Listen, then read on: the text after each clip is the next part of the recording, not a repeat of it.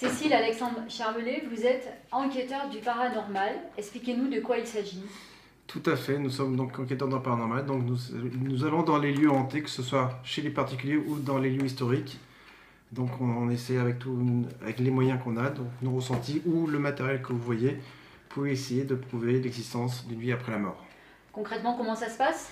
Ça se passe, donc on essaye de poser des questions, donc on essaye de communiquer avec les esprits s'il y a bien sûr, et s'ils acceptent bien sûr aussi, parce que bien sûr on peut arriver qu'ils n'acceptent pas communiquer, donc ils nous le disent, mais on ne les force pas à communiquer.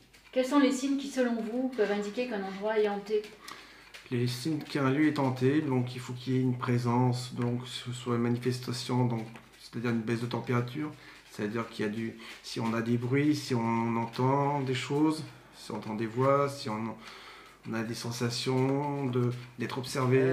Des mouvements de vent, de frissons, tout ça, ça peut indiquer qu'il y a quelque chose. Mais ça peut être plus violent, ça peut être des lumières qui s'allument, ça peut être des instruments de cuisine qui se déclenchent, on a eu des lave-vaisselle qui se mettent en route, des micro-ondes qui se mettent en route tout seuls, etc.